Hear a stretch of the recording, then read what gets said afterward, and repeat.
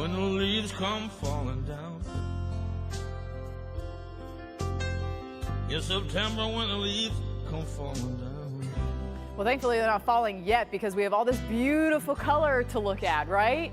The crimson reds, the golden ambers. We're starting to decorate the trees in New England, and we're seeing patchy colors so far in northern parts of Vermont, New Hampshire, and Maine.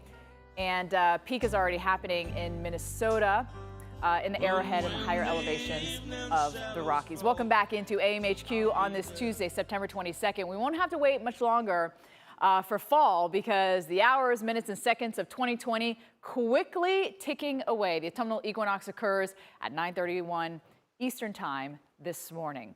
And it feels like it, let me tell you. But it's been cool, right? The last several days with this big ridge, high pressure that came on down, delivering the cool temperatures. Well, we're near record or record setting in portions of the Northeast while you're enjoying just that cooler, drier air in the South. But let's look at Binghamton. We're close to a record that was set back in 1991. Let's see where we've broken a record in Pittsburgh that was set in 1999. Also 1962, Lynchburg, Virginia, we broke a record. And Allentown, we have now tied a record from 1997. Jim, there's a lot more where this came from, but unfortunately next week we're going to warm back up because we're in that transition. But then we'll have a lot more of this. Yeah, and it's going to cool down again behind that. So it's kind of a brief warm up, but this is the recipe for a great fall. Especially if you've had a nourished summer, in other words, where you haven't stressed your leaves out too much with drought. Now, New England, I'm beginning to wonder what's going to happen up there. But still, Minnesota, if you've ever seen the pictures out of northern Minnesota right now, they're absolutely incredible because they had that early frost in September. Well, here comes our frost, all right, from central Appalachia all the way north into New England. And this is the recipe. You know, warm, sunny days, cool, crisp nights. Not too hot, not too cold, just like you like the porridge, right? We don't want it too hot, too cold. But this is a right around average time of the year that we get this for a lot of these areas, especially in the higher elevations. It may certainly be a little bit early, but I think this is going to be right on par. So today, again, the ridge, the trough comes in behind that as we work our way in toward the weekend, and then another trough comes in behind that as we work our way in toward next week. So we're not going to ever really build up the big heat. We're not going to see 80 and 90 degree heat coming up in through here, but a nice rise to 79 degrees Burlington. Hey, good news, Burlington, your 90s are over finally, right? And look at the south across much in this area, especially where we're having the rain, 10 to 20 degrees below average. Even Atlanta, cool northwesterly flow, dry air. Some, I have heard, Steph, have actually turned on their heat this morning in Atlanta. Our girl I can't believe it. At Jen Carfagno's house, they've turned the heat on. We still have the air on at night when we sleep. I can't believe it. Are you a big porridge eater? Speaking of porridge, big I porridge don't guy? think I've ever eaten porridge in my life. Cream of wheat, yes. What technically is, there's such different little variations. That's a great He's going to Google, he's going to hit the Google machine. This is ridiculous. What is porridge versus, oatmeal versus, okay. Maybe they call it something different. Maybe it's just a different grain. Let's have a look at where we're seeing those fall colors here. Went down the wrong road there. Patchy here for those of us in the Northeast and the northern tier. And, you know, we're getting to that time where we're going to start to see more of those colors change because the temperatures are changing. You're not going to get as much, you know, moisture as well. So there you go. Late September is when we start to see it, early October for us here into the Northeast. And really that's the case, the northern tier through the Rockies. You got to go through early November in the South. What does it say for porridge? A dish like consisting of oatmeal or or cereal boiled in milk. Look at the bottom. Look at the bottom definition. Mid 16th century. Yeah, is that mid 16th century? It's been around porridge. I think it's just a terminology thing. Yeah. All right. Well, now that we've figured that out, which I'm sure some of you knew at home, how about we figure out why the leaves change color? Well, it's just like a banana. Do you have a banana sitting on your counter? You know how it's green and then turns yellow? Same thing in a leaf. You have the leaf that's green, that's the chlorophyll, right? The color's always there. It's just covered up by that green. Once the chlorophyll goes away, that green, you get your banana, or a yellow leaf, or a red leaf, or an orange leaf, whatever color it is. And it has to do with temperature, light, water supply, and all that sort of stuff in order to get these fall colors. Jen. I think it's all porridge is what I'm learning. So like if you have cornmeal or if you have corn and then you make cornmeal out of it, that's still porridge. If you have oats, you make oatmeal out of it, it's still porridge. Anyway, we digress. We want to talk about the fall color here. And we've had some pretty good weather conditions in the Northeast recently anyway. We need warm sunny days, cool crisp nights above freezing. That's key as well, right, to get the best color display. You don't want to have a drought. We've had a little bit of rain. Unfortunately, not enough rain, but like a little bit more into the Northeast, especially up into parts of Maine where we have been dealing with the drought. out. The Midwest, I mean, you've had some good rain, and now we've been drying out and having some nice, cool, clear nights and some warm days. So that's good, right? So let's look at the temperature regime that we're getting into. We have a cool down right now in the Northeast. The Midwest starting to warm back up. The Northeast will warm back up too when this ridge builds in. But the key is it's not going super warm. So I think just perfect conditions for those fall colors, and especially as we look ahead into October, temperatures will be running above average. We'll be right back. Donald Trump is lying again. Joe Biden will Everything weather. Wow. Boy, do we have a lot to talk about. Weather Today from the Weather Channel. New episodes every day, only on Quibi.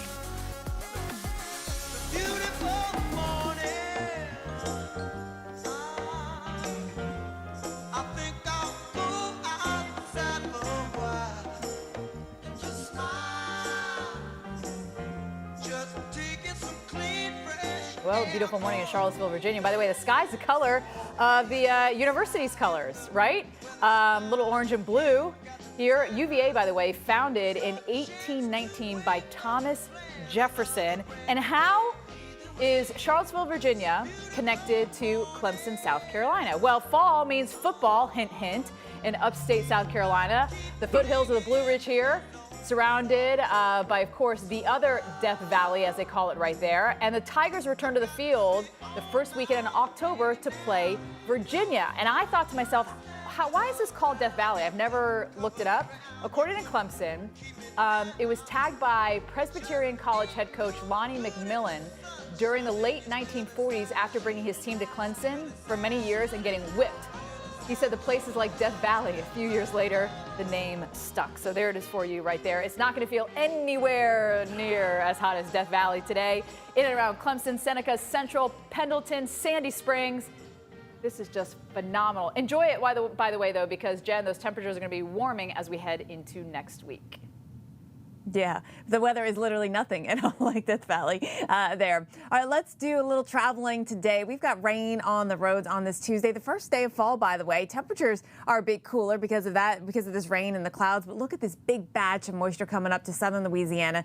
This eventually gets into New Orleans. Houston, you have the worst commute this morning. In fact, schools, now I know you're remote learning anyway for Houston ISD, but teachers who were going into the school, they're going to do their work from home, and school will still be remotely in session here. But it certainly not travel advised in a lot of spots. Interstate Highway 69 at State Highway 288. You've got a full closure there because of water covering the roadways. More rain to come. Could even see a few thunderstorms here through today. And the rainfall rate, like we saw yesterday, coming down at more than an inch or two per hour. That's going to be our problem. In Houston, I mean, this is tomorrow morning at 3 a.m. So you've got at least another 24 hours to go with this wet weather. Jim. Exactly. So we're going to be on pins and needles here. Already flooding this morning in Houston. Even as a weaker tropical storm, Beta's delivering a beat down to the Texas coast. Waves tore apart piers along the shore. Heavy rains drenched roads and caused water rescues, and surge broke across protective barriers and into neighborhoods. Right now, communities put in danger have to hunker down and just wait for the storm to run its course. The Weather Channel's Justin Michaels has the story on how it's affecting residents, both young and old. Beta is soaking Galveston, Texas. It's mainly a flooding and water issue. We've got rains coming in tonight. That's going to add to the problem. And the forecast isn't letting up. Another half foot of rain is expected over the next few days. Some isolated spots could see a whole foot. Glenn, tell me, you've been here quite a long time. Yes, sir, 53 years. In Jamaica Beach, Texas, southwest of Galveston, Glenn Stephen uses a kayak to get home. It's probably knee deep further, and I'm up close to the edge of the canals there, so in the back it's going to be chest deep or higher. Voluntary evacuations were called here, and many people did leave. But after 53 years, Glenn says he's already seen the worst of what Mother Nature can dish up. We can manage this one. When they get over a Cat 1, we'll definitely leave. The deeper you get in and closer to the bay, we've had people walk through tell us they've had water up above their knees. So we're talking feet of water. Remember, the storm surge forecast was 2 to 4 feet, so that's playing out here in Jamaica Beach. We just decided to kind of ride it out. If Glenn is one of the longest running residents here, Richard is one of the newest. He and his wife moved here less than a year ago. Yeah, I couldn't believe that it actually got this high. This kind of flooding is concerning to them, but they moved to the beach knowing this would be part of life here. You know, you have to plan for storms. I mean, there's no other way around it. I just decided this time I think it wasn't going to be bad. For now, Richard just hopes Beta's coastal flooding stays out of their home, if not their new hometown. In Galveston Beach, Texas, Justin Michaels, The Weather Channel.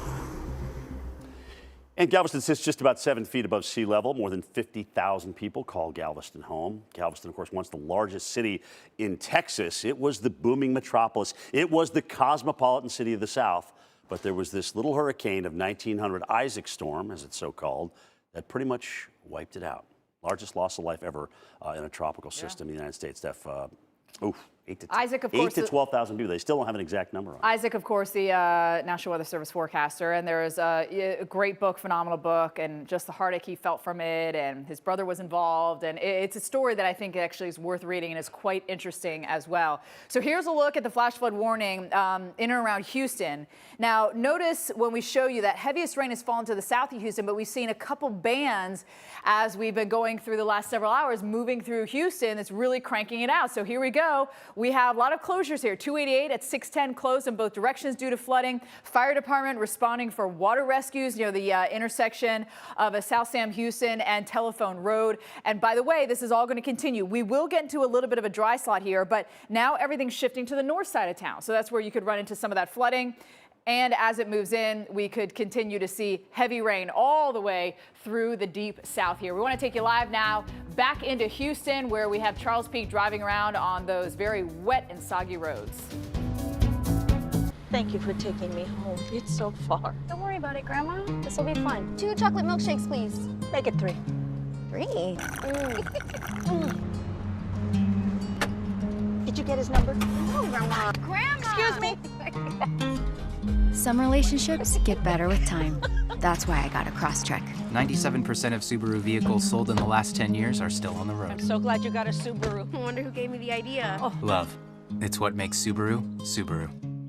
Morning, noon, night. Indulgent, delicious, irresistible. Fancy Feast makes delighting your cat delightfully easy. Every recipe, every last detail. Another fancy moments you can handle. Don't miss 3 straight episodes of World's Wildest Weather.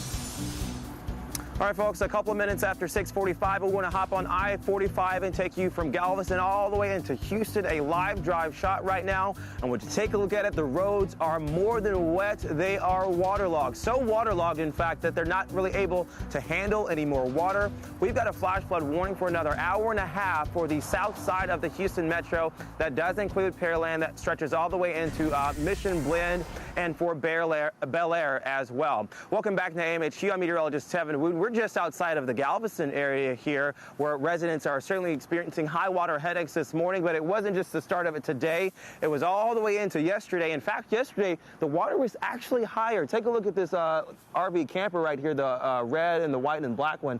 the wheelbase. You can see it now. You can also see that top of the first step.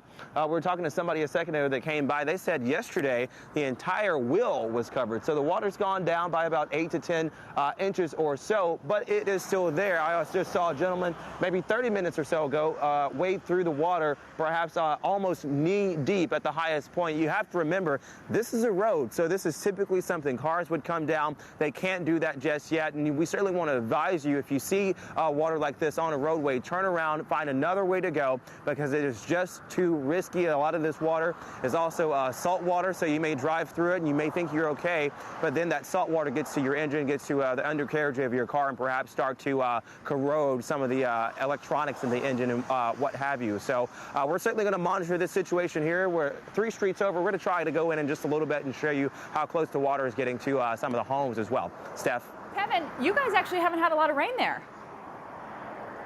No, we haven't. Not today.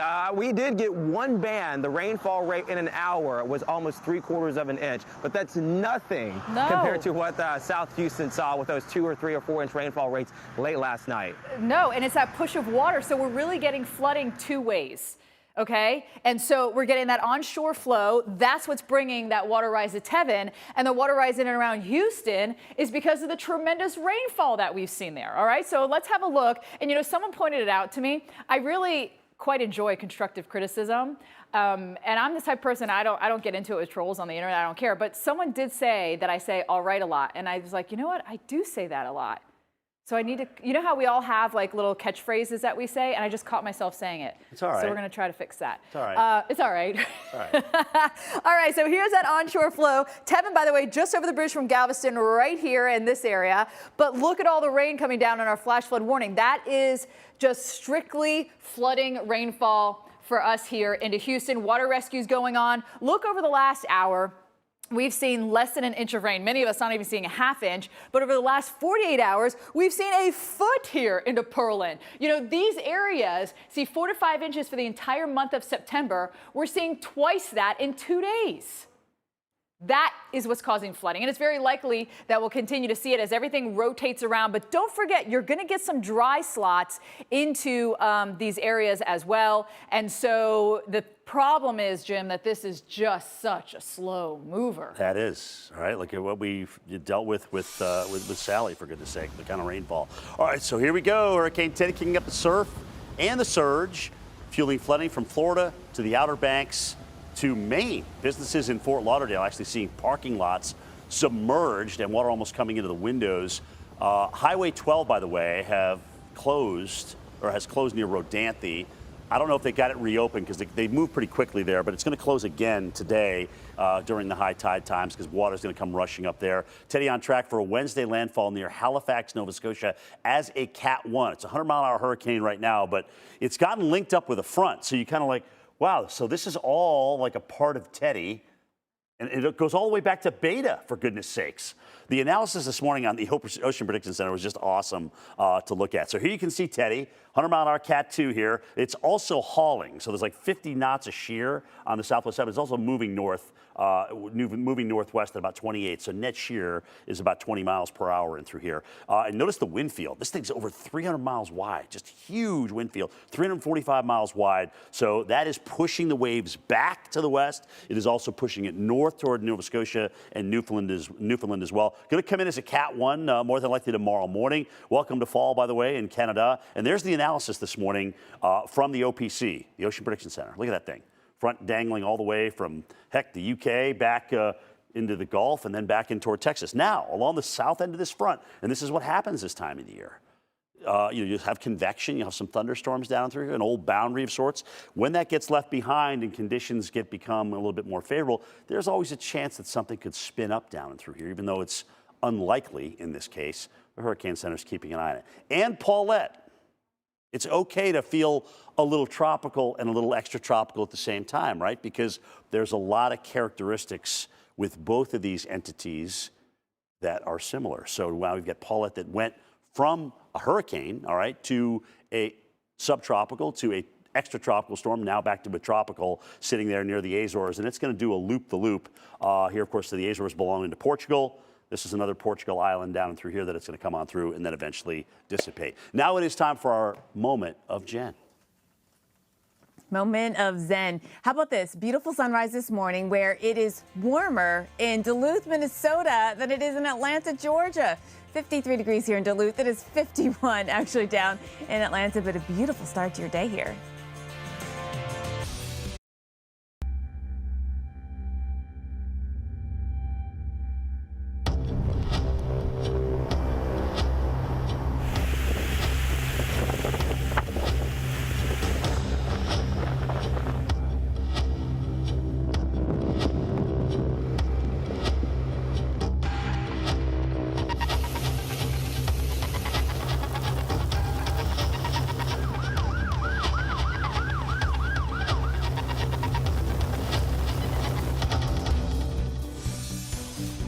And Tropical Storm Beta slamming into the northwest Gulf Coast overnight, making history as the first named storm using the Greek alphabet to make landfall in the lower 48.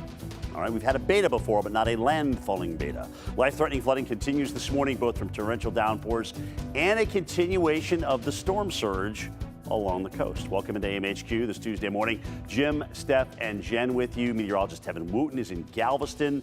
He'll have live reports for us in just a few minutes. The biggest threat today, though, as we transition out of the surge a little bit, we get into the rainfall. This is, of course, water that's coming out of the sky here. A dangerous high risk of flash flooding in the Houston metro area today. We've already got closures on major thoroughfares in Houston with a heavy band of rain moving through the city. Some places have already picked up double-digit rainfall totals over the past few days, with more to come.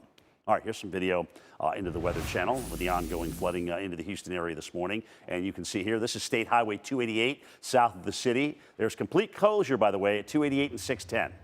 Tons of water rescues, unfortunately, during the overnight hours and through here, and the rain continues to come down. And even if we get a lull in it, there's going to be an increase again with a pretty extensive band of rain. Steph, let's show everybody this. It's going all the way off the coast into the northwest Gulf back into Houston. Yeah, it is. So let's have a look at that. And also the fact that we are seeing flooding two different ways this morning. We'll go live to Tevin Wooten, who's just over the bridge from Galveston here in Bayou Vista, and they're seeing the onshore push, and so their water is up. They actually haven't gotten very much rain, like 2 inches, I think, out of the storm. Well, in and around the Houston area, as Jim was just showing you on the south side of town, getting creamed with the rain, and those bands have been rotating through Harris County, which is where Houston is located, and that's giving us that flash flooding. The only good news I have for you guys is once we get through that, we're going to get a bit of a break from those heavier bands, but until this gets through, it's going to take a while. It's just going to keep pumping that rain into the Houston metro area. Now, notice our winds. Galveston down towards Freeport, we're over 20 miles an hour here,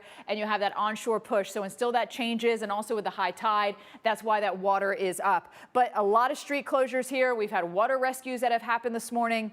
This is just over the past 12 hours. These are all of our flooding reports. Some places seeing 5-8 inches in 12 hours. This area on average for the entire month of September, we get between 4 and 5 inches, depending on where you are. So we have seen a month's worth, maybe 2 months worth of rain in some places in 12 hours. That's why we're seeing this flash flooding here. And it's going to continue. So as we head into tomorrow, why is it going to continue? Nothing's really picking this thing up and moving it oh so quickly. So it's just going to sit and spin. I know those sit and spins still exist. Maybe get your kid on that to get out a little bit of energy, just spinning and spinning and spinning and spinning. That's what's going to happen, and it's going to pile it on. I know when we were kids, we used to pile on to see how many people we could fit on the sit and spin. That's what's going to happen in the atmosphere. It's just going to be piled on here. And Jen, it's not only at the coast, even inland, up to Shreveport and Texarkana, we're going to get in on those showers. Yeah, but at the coast, we have another issue, Steph, as we've been talking about, and that is the surge. So homes along the coast will get water from above, as you saw with the rainfall, but also from below along the coast with several feet of surge still in the forecast. There's still a storm surge warning that is up from Sargent, Texas, all the way into Louisiana. 2 to 4 feet of storm surge here today, and it's happening right now. Look at Eagle Point, 3.6 foot storm surge as we speak. Now, these waves have already produced some issues for vulnerable areas like Galveston and will continue to present a challenge today. Let's go back to Tevin and talk about, how do we handle this again for another day and potentially even one more day beyond this, Tevin? Jen, here's the thing, the sort of pivot point, if you will, of Beta is well inland, but we're getting those spokes or the outer feeder bands that still continue to penetrate through this area. They're coming up from the south and west and working their way towards the north. So eventually you get in on this deluge of rain, perhaps the rainfall rate close to 1.5 inches, or excuse me, 1/2 inch per hour, if not greater. We saw that yesterday in Houston, but I want to take the time to bring in Galveston County Judge Mark Henry, who can tell us a little bit more about how the county is prepared, or has prepared rather, and is dealing with the high water today. Yeah, hey, good morning. We have high water rescue vehicles and inflatable boats positioned all around the county. And what I heard you say is absolutely correct. The storm surge has been our biggest concern. It has come over the Highway 87 in Bolivar and is causing it to be very difficult to move around down there. So and then the real challenge is that the winds keep pushing the surge in and don't give it a chance to recede back into the Gulf of Mexico. So we continue to watch. So far, no big disasters, but we are prepared in case something happens. If you were to put a number on how many water rescues you all have done so far for this entire event, how many would you say? So far, none, and I think that's great that the people are staying put. They're not going out and driving through floodwaters as we've asked them repeatedly to not do. So far, none. Hope it stays there, but we definitely are experiencing significant amounts of rain. We heard it all night long. We continue to hear it this morning. Are you sort of concerned for folks maybe getting out today? They think, oh, the storm's already made landfall, I'm good to go to work, and then they come across, several streets that are flooded? I don't think so. I think anyone in this area heard the rain all night long and understands that the storm is not over yet. They don't really expect it to be out of here until sometime midday tomorrow. So we probably have another 24 hours of these heavy bands of rain coming through. What phase would you say you all are in right now? Is it a wait and see, or are we going out and assessing damage so far? No, at the moment we're still trying to stay put because we don't want our citizens to go drive around. Floodwaters are terribly deceptive. We ask you don't go through any floodwater. You can't tell if it's 2 inches or 2 feet. So we're doing the same thing. We're responding to 911 calls, of course, but other than that, we are staying put in our emergency management building. And Judge Henry, are there spots that specifically flood anytime you get the high tide, but then we have the heavy rainfall as well? Yes, certainly. Parts of our county are only 1 and 2 feet above sea level. So they are always going to be flooding, even in heavy thunderstorms. So now we've got the storm surge pushing up into that area, in addition to the heavy rainfall, in addition to the winds that won't allow it to recede back. So anything in the county that's less than about 3 feet above sea level, and that's a fair amount, is probably experiencing some minor flooding. And one final question, what are county offices at? Are we open? Are we closed today? Are we on delay? What's that like? If you're able to safely get to work, we're open. The county can't just close down. It affects things like statutes of limitations and things like that. So we have to be as open as possible, but we don't want our employees to do the same thing we're telling everyone else. Please don't drive through floodwater. If you can get to work safely, we want you at work. If you can't, it's okay to stay home. All right, that is Galveston County Judge Mark Henry. Judge, thank you so much for your time this morning. We certainly appreciate it. All right, Jen, let's get it in and over to you. Yeah. And you know what, Tevin, in Houston, they've got a lot of road closures because of flooding as well this morning. As schools, the buildings are closed, but they've been remote learning anyway, so they're able to keep that going in the Houston area. They have had about 20 high water rescues from vehicles already, though, so make sure you stay safe. There's 36 road closures right now because of flooding there in Houston. All right, so including in the Houston area, new this morning, if you're heading out, make sure you take caution. We do have those closures here on Houston roads. Beta's steady 40-mile-an-hour winds whipping palms and churning the Gulf of Mexico into a wild frenzy. The sea just looks angry, right? You can kind of tell it's just mad. That anger spilling out of Keegan's Bayou in Houston last night, swallowing up a parking lot full of cars and trucks. Beta's heaviest rains drenching areas south of Houston with 4 inches Monday. Houston is pretty much battle tested. Mother Nature will do what Mother Nature does. So just because it's a tropical storm doesn't mean you don't take the necessary precautions. Authorities concerned heavy rain bands could force Buffalo Bayou into the streets of Houston.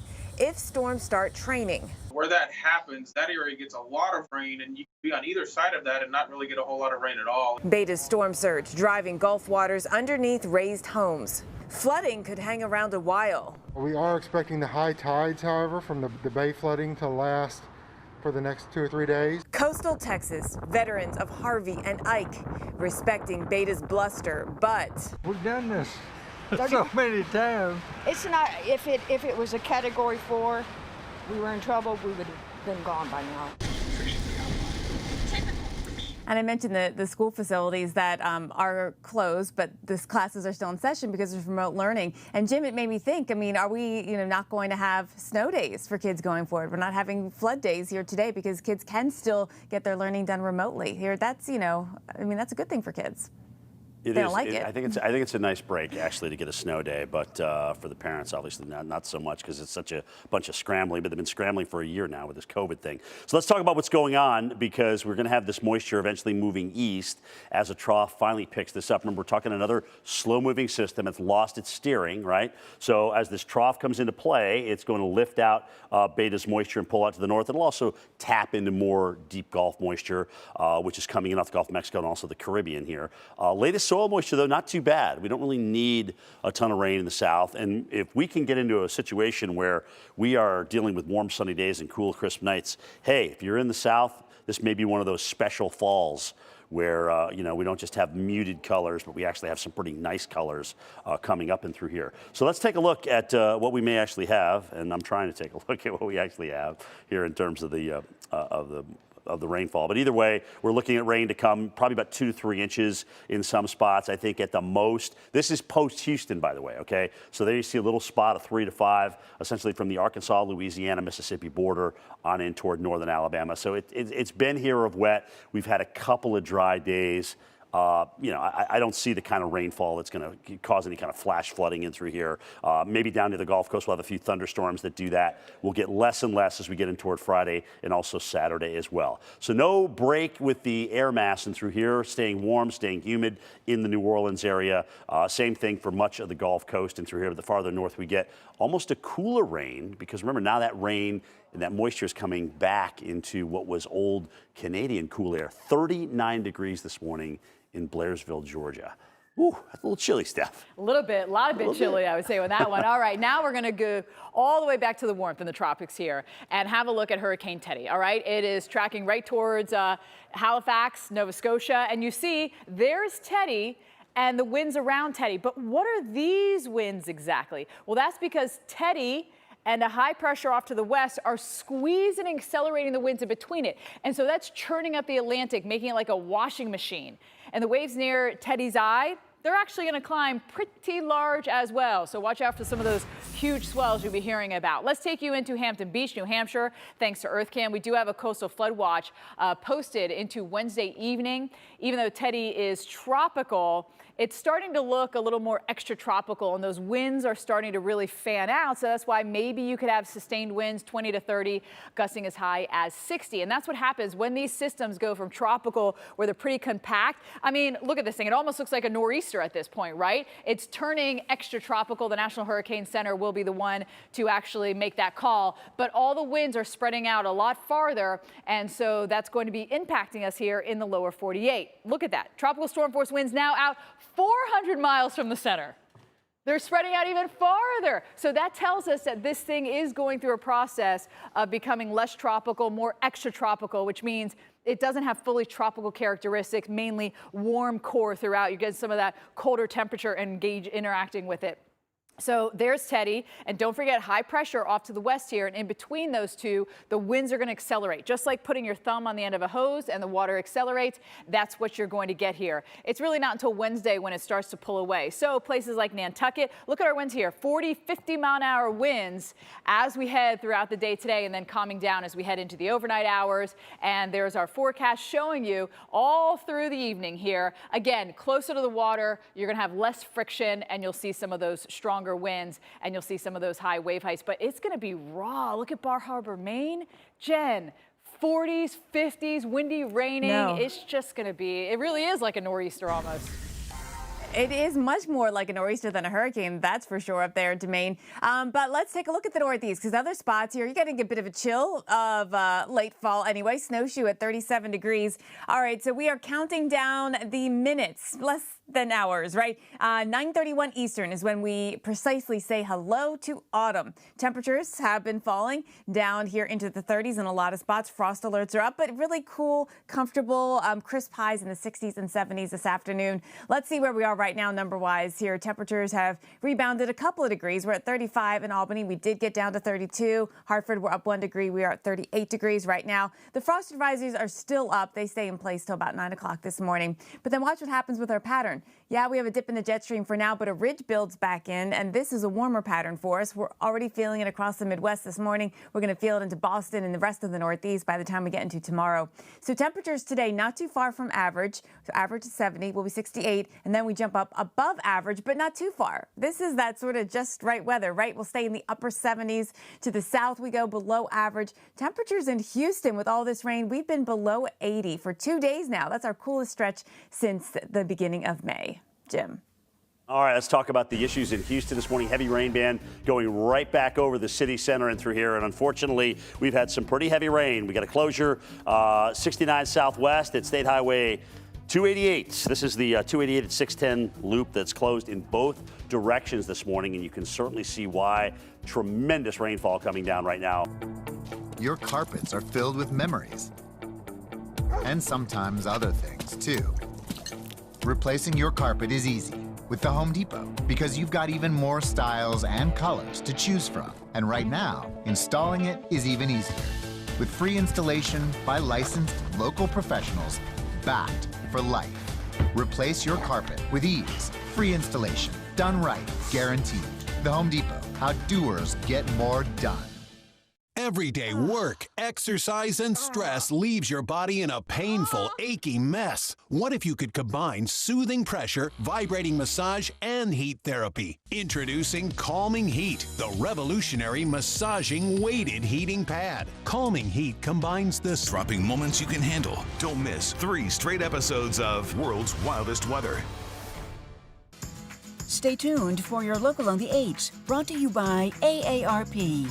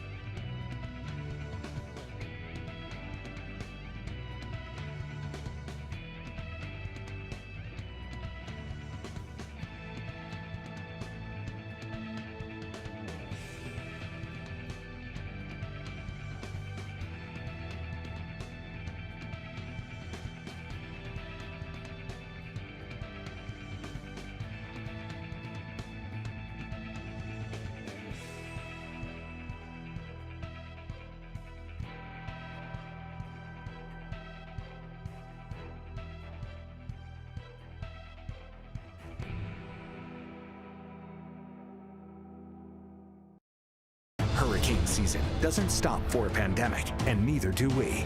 Get the information you need to stay safe every day, right here on the Weather Channel.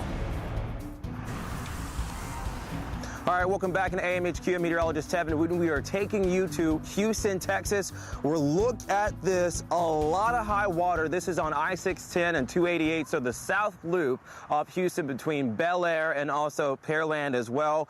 This is where we've seen rainfall between 8, 10, maybe even 12 inches, if not more. And by the way, folks, if you can't tell, it is still raining, and it's not just a light mist. Moderate to heavy to extremely heavy rainfall rates right now on the order of 1 to 2 inches per hour, if not more. This is a life-threatening situation. You do not want to take this lightly. If you are out today, if you're thinking about driving, don't. You do not want to go through that area. You certainly don't want to go through high water, and it's not just there in Houston as well. Let's travel today. We want to take you all through throughout I-10 as well, not just in Houston, but all the way into southwestern Louisiana, where we're dealing with heavy rainfall today. Some severe thunderstorms are possible too, so keep in mind coming along with tropical systems and some of these spin-ups that we certainly can see. You will get perhaps 1 or 2 tornado warnings. That's certainly within the theme or within the realm of possibility, but very heavy rainfall does take the headline today as we go throughout the evening hours. I think overall we're starting to see some drier air moving on the east side where we are right now.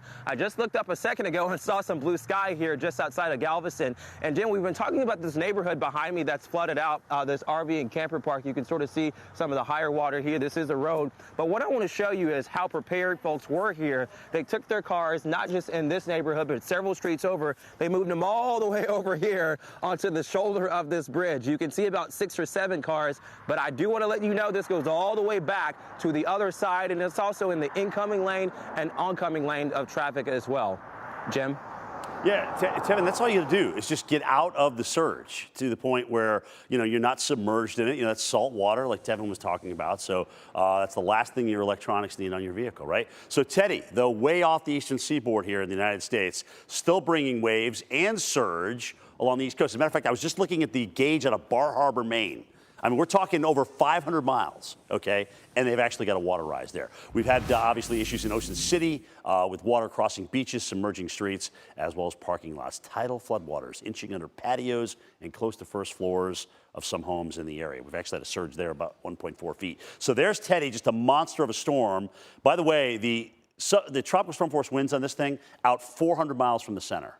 Sandy was the most I've ever seen at 475 or 485. I can't remember which one it was. But either way, I mean, that's incredible. That is an incredible wind field. And that's why, because of the fact that this thing is behind the front with the high pressure system, you've got coastal flood advisories literally from Maine all the way into South Florida. So high water, again, expected today, especially at the high tide, Outer Banks as well, and even the St. Johns River inland, which flows north, has high water issues as well and through here. An amazing storm, Jen. Amazing how the whole ocean just rises with this storm like this.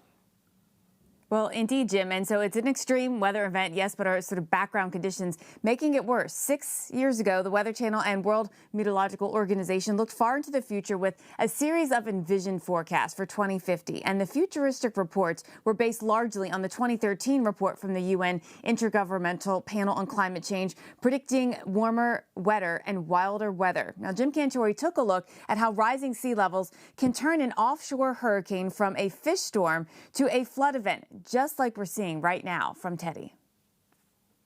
Kyle is about 400 miles offshore, and coastal flood warnings have been issued. Tides running about a foot above where they normally would be, and they're expected to go higher.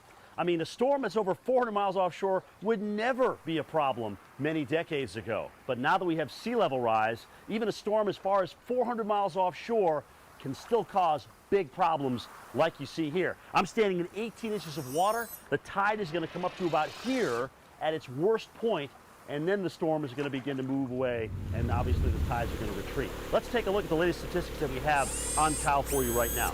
Winds are at 110 miles an hour. It's currently 400 miles east of downtown Miami. It is moving north at 5 miles per hour. Now, it's these northeast winds that are wrapping around the center that are actually pushing the water back into the Florida coastline. That is our problem. The storm will move out to sea, as you can see here from the track, between the Carolinas and Bermuda. So Kyle's expected to remain offshore and not landfall in the United States. That's the good news, but impacts will remain through the weekend. Now, according to statesAtRisk.org, Florida has about 3.5 million people at risk of coastal flooding. But by 2050, an additional 1.1 million people are projected to be at risk due to sea level rise. And Steph, we made these predictions here years ago, and we can follow to see where we are in terms of the predictions. Exactly. So going back, 20, 30 years when these predictions were made, they gave us a span of, okay, what we're thinking in 2020 is this will be the high end, this will be the low end of the prediction. We are on the high end of the prediction. And if we stay on the high end and we go out even farther, look by 2050 and 2100, if we stay on the high end, that rise will be up to 8 feet. If it's on the low end, it'll be closer to that 1.5 to 2 feet. Now, speaking of feet, we have seen over a foot of rain in some places in and around Houston, where we take you now. We've seen over 10 inches of rain. You see where this flooding is happening here, and the rain is still training over the same areas. Pearland, Texas, you see it there, southeast of Houston. They have seen in that area over a foot. Age is just a number. When the leaves come falling down. In September when the leaves come falling down. Well, thankfully, the leaves aren't falling yet. They're changing color, however. The crimson reds, the golden amber. Look how beautiful it is here. Decorating New England, and we're seeing patchy colors in far northern parts of Vermont, New Hampshire, and Maine. Peak is happening into the Arrowhead of Minnesota and higher elevations of the Rockies. Welcome back into AMHQ on this Tuesday.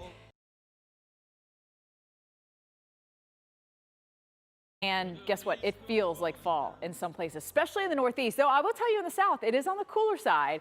But in the Northeast, we are seeing some near record-setting temperatures this morning, and some of us have been setting records. So if we look at the numbers here, Lynchburg, you know, our temperatures are starting to rise up, by the way, now. But when they got low, they certainly did that. Allentown, you know, it's been a chilly start to the morning, 30s and 40s, and we've seen some of those actually all the way down to the south, Jim. And also that dry air, of course, makes it feel a lot colder as well. 39 degrees in Blairsville, Georgia this morning, North Georgia. By the way, so next time when we come to you, there'll be like a minute and 10 seconds left before it's fall. So I want you to think of something to do for a minute and 10 seconds. Do you have the confetti ready is my question? Do I no, but we should have leaves as confetti, oh, really. That's tremendous. You know what? I think we actually have some in the back. Oh, we'll get those.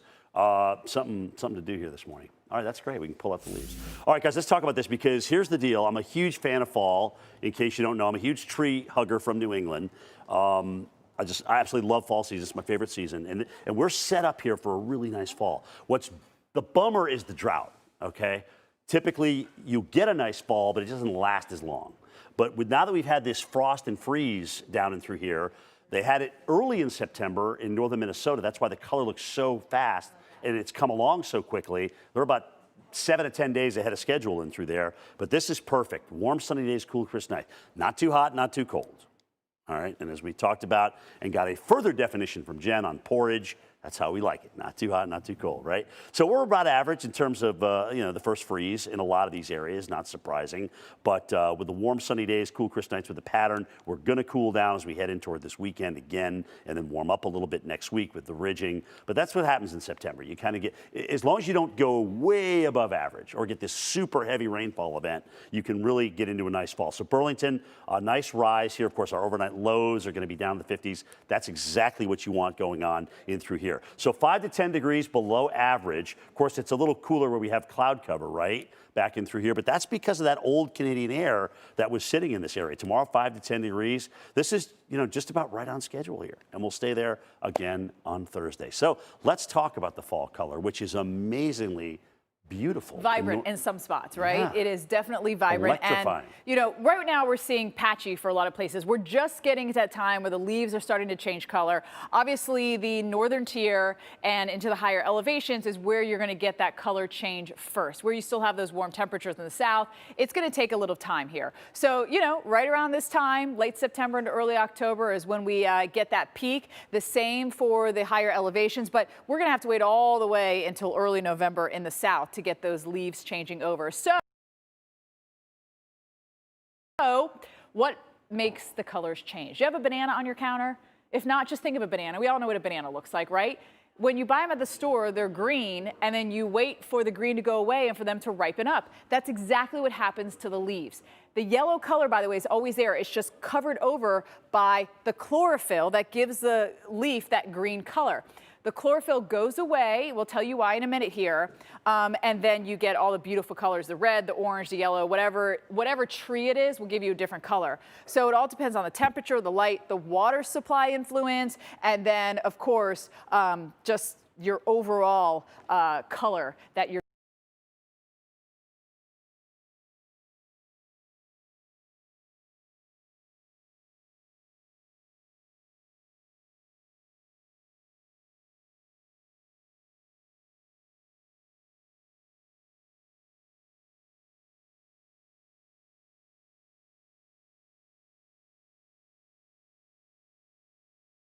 Hawk Boulevard. I mean, let's go to the radar because this band is literally sitting right over the city. So this morning we were watching these transition in and out, still with heavy rain. This one's not doing that. It's kind of sitting here. So yes, this is a cause for big time concern here. We've seen the Buffalo Bayou start to come up. Many of the creeks and through that take the water from Houston down to Galveston Bay are filling up very, very quickly here with the situation. G-Dan, let's go out quick just to show how wide this is. By the way, Pier Land around 12.64, but this band goes all the way out into the Gulf of Mexico.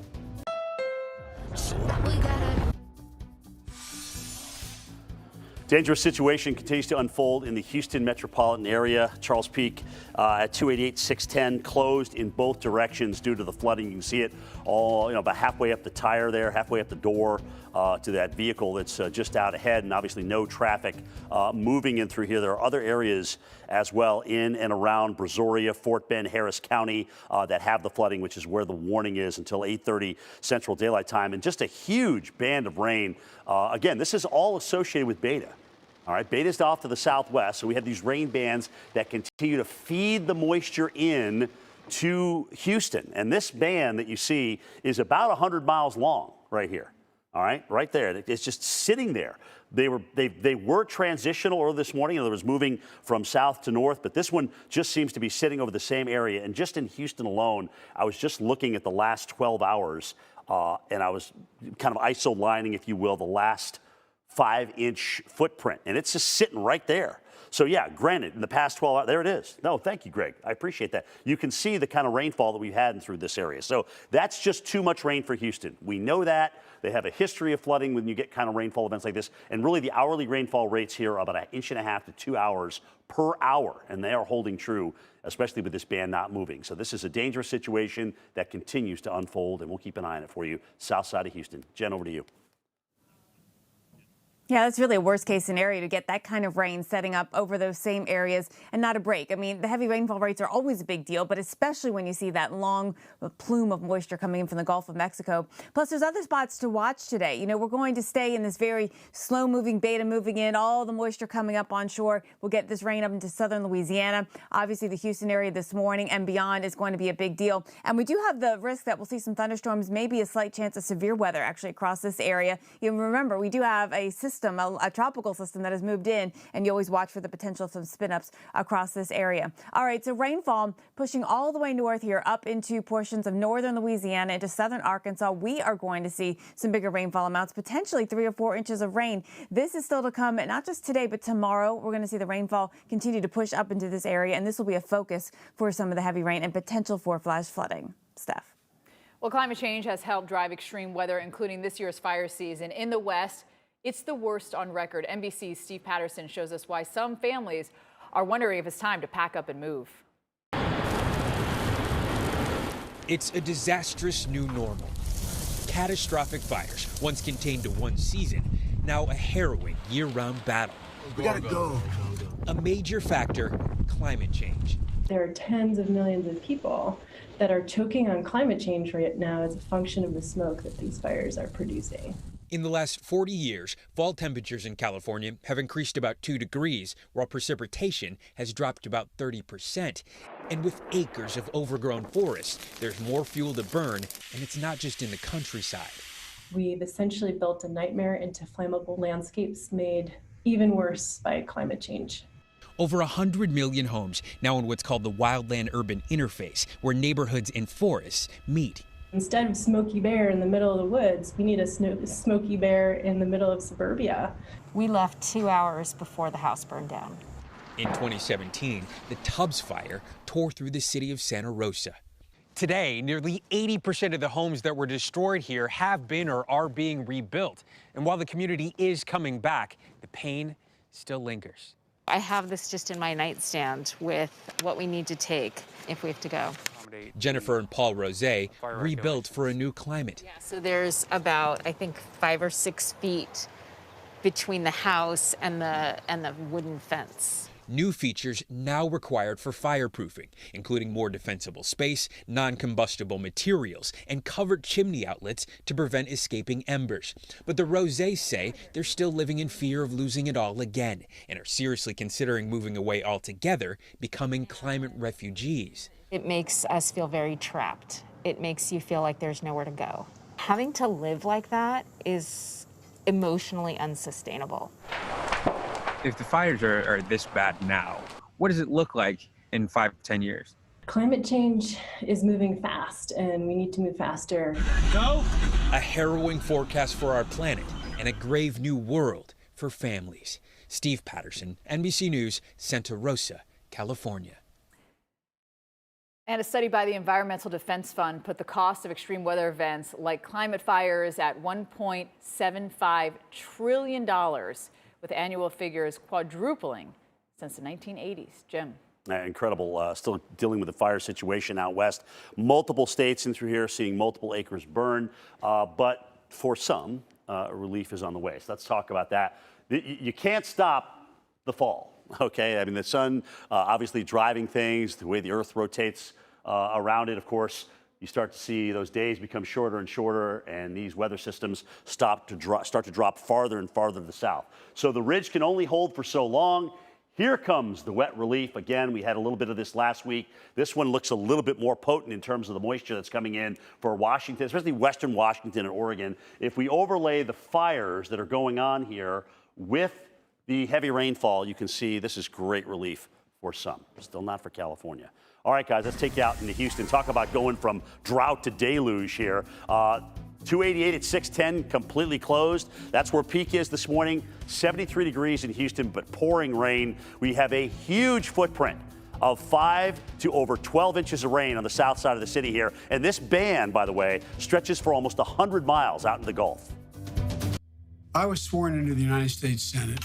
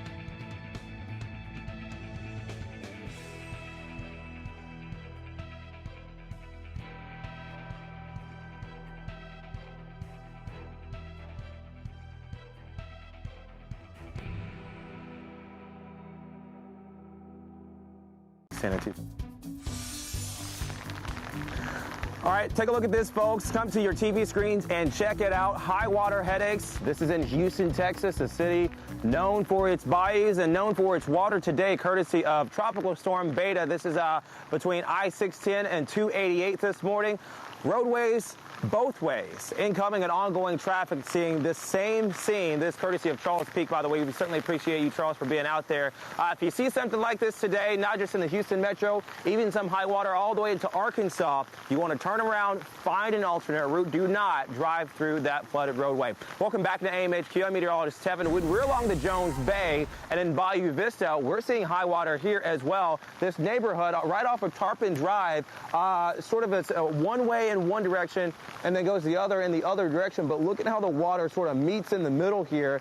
Yes, you do have some drier spots, but occasionally you get a very heavy band of rain like we're in right now, and those dry spots start to see more moisture build up. They start to see that surge in the rainfall build back in and the water cover the roadway. In fact, just about 3 or 4 hours ago, before we got our day started, we were coming out here, we were trying to look. It was dark, but the water was much higher than it is now. In fact, you can tell in a lot of these homes, the lower levels, typically just a carport or a garage for the car. A lot of the cars, by the way, street after street after street, we see the homeowners taking their cars to higher ground such that when their street does flood, the cars don't corrode out because of the salt water. But occasionally, you also see 1 or 2 cars still here, especially some of the higher winds. I don't suspect these drivers will try to drive out anytime soon. But just look at how deep the water is. Sort of through the middle is where you get that lowest point. So where these power poles are throughout here, I would estimate anywhere between 1, maybe 2 feet at the greatest depth. And then, of course, as you go out from that, it does get a little bit higher.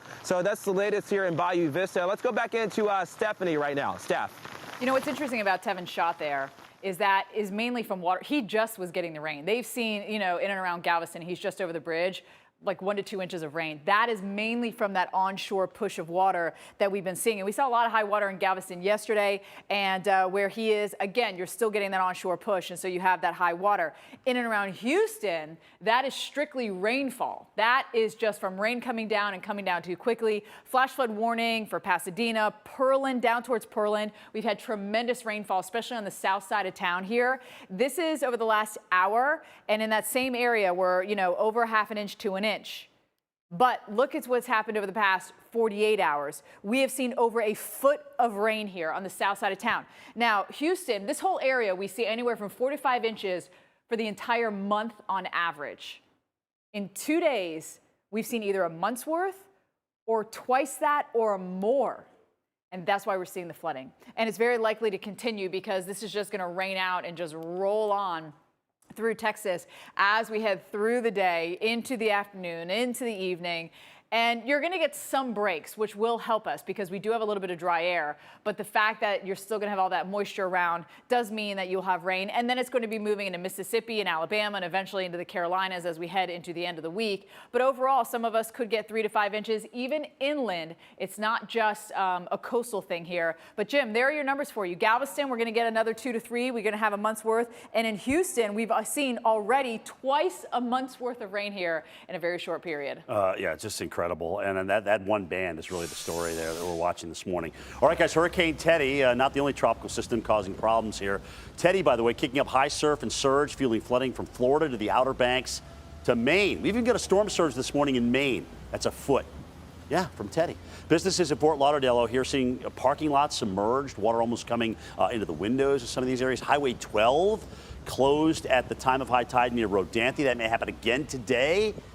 Believe it or not, we're expecting another area of moderate flooding up around Duck, maybe up to major flooding, believe it or not, with the high water rise there. And landfall expected near Halifax as a Cat 1 on Wednesday. All right, so we still, this thing's got a little ways to travel. So let's talk about this. Here we are on Tuesday. You can see the visible imagery, the satellite coming up. It's still a hurricane, but it's definitely taking on what we call some extratropical characteristics with that big curl, that big cloud envelope expanding off to the north and west. As I mentioned, water rise still propagating out from this thing with it moving about 30 miles to the north. You can see the eye very clearly of this. And the wind field now, the tropical storm wind field, 400 miles from the center. So you're thinking, what? That is really huge. So Katrina was like 230. Sandy was like 480, just to give you a little perspective there. So this thing's up there in the higher echelon of wind fields, no question about it. It's going to stay up again today and may even expand further, believe it. It wouldn't surprise me at all as it starts to continue to go extratropical. It may even expand further. But it is forecast to come in as a Cat 1 in northeast Nova Scotia, impact Newfoundland as well. Winds will be offshore by the time we get toward Wednesday, but a couple of rough days. And when you take a look at the analysis over the ocean right now, the Ocean Pacific Center has done this. You go from a low pressure here, north, heading toward the UK, back to Teddy, which has gotten tangled up in this thing, and then the front, which drops south of Florida and all the way back to Beta. Holy smoke. You talk about an analysis in through here. We'll keep an eye on this old front.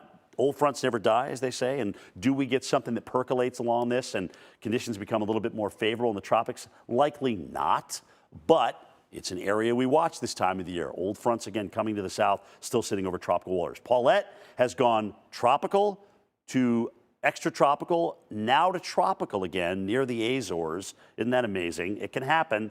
We saw that with Grace, the perfect storm. It's going to loop the loop and come back around. Either way, not a threat to the United States any longer.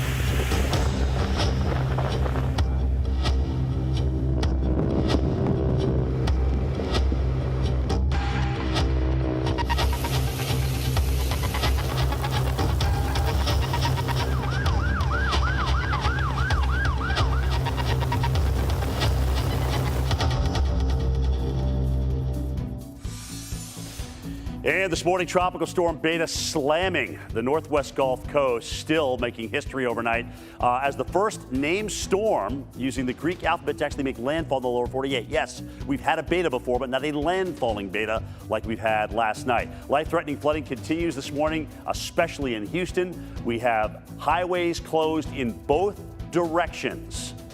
Torrential downpours continue along with storm surge along the coast. Whew. Welcome into AMHQ on this Tuesday morning. Jim, Steph, and Jen all here with you to get you through the Tuesday and beyond. Meteorologist Tevin Wooten is in Galveston for us this morning. He's just about to deal with part of that same rain band that Houston is dealing with as we speak. The biggest threat, though, today will come from the rain falling out of the sky. A dangerous high risk of flash flooding from the Weather Prediction Center has been slated for Houston, and that's certainly come to fruition already. Thanks for, obviously, the torrential rain just sitting right over the city. Some places have already picked up, especially in the south side of the city, more than a foot of rain over the past 2 days.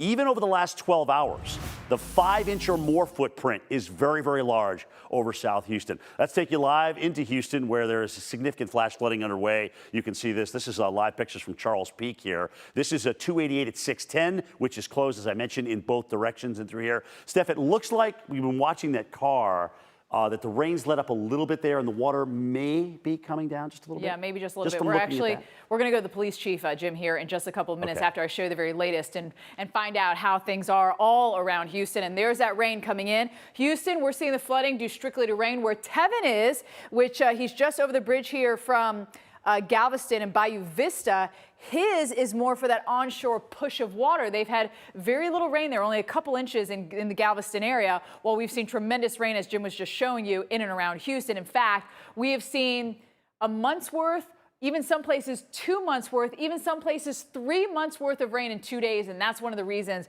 that we're seeing that flooding. Still heavy rain streaming right along I-45. And over the last 12 hours, we have seen a lot of flash flooding here. And double-digit rainfall from Beta fueling dangerous flooding in the Houston area. Joining us live is the Chief of Houston Police Department, Art Acevedo. Thank you for being with us, Chief, here. What are the roads like this morning? How difficult is it to get around?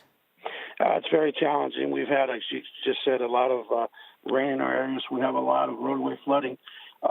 We've had to conduct rescues of people that just don't get the turn around, don't drown slogan. And fortunately, we've had to rescue folks along with our friends from the fire department. So freeways are flooded, streets are flooded, and the roadway conditions are pretty hazardous right now. Okay, so what's the plan for the day?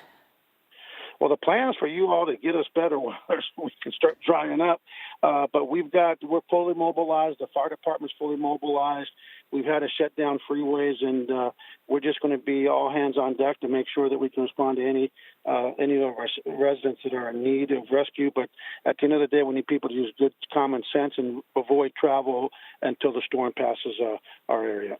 And I'm assuming the hardest part is knowing where exactly it's going to flood. Are there certain areas that flood all the time that you're seeing that happen, or are areas flooding that don't typically flood with this setup that you're seeing? Well, right now we're seeing our typical areas are flooding, the typical roadways that are more prone to flood.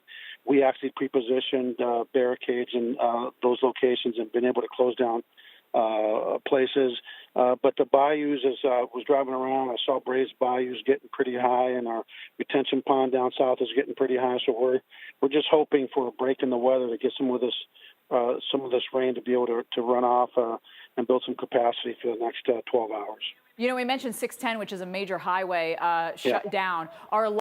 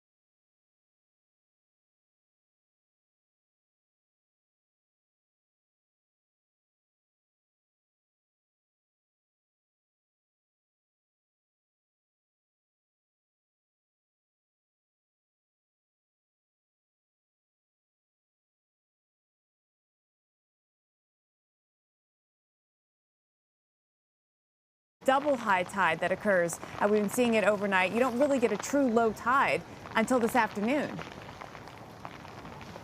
Right, Jen, we had the first high tide right around 2:30 this morning, the second high tide closer to 6:45 this morning, and then, as you just mentioned, that low tide later on this afternoon and evening. But what we're experiencing right now, it doesn't necessarily matter about the tide, because we're also getting these bands of heavy rainfall that come through. They deliver a deluge of rain in a short amount of time, and that water starts to rise rather quickly. Now, of course, we are near a canal. We're near the Jones Bay as well, so we've already got that sort of surge coming in, but you couple that with the very heavy rainfall and the localized flash flooding, and this is what you get here throughout this neighborhood just outside of Galveston and near the Bayou Vista area. As we were driving in, if you look all the way down, water was perhaps maybe a yard or two to the right, but because the rain continued, it really started to build up in this ditch or this drainage area and then spread its way out. Now, keep in mind also, these drainage areas are built such that they do hold water. They're about 2 to 3, maybe even 4 feet deep in some spots. But guess where a lot of the water tries to go? It tries to go back out to the water. Notice this canal right here?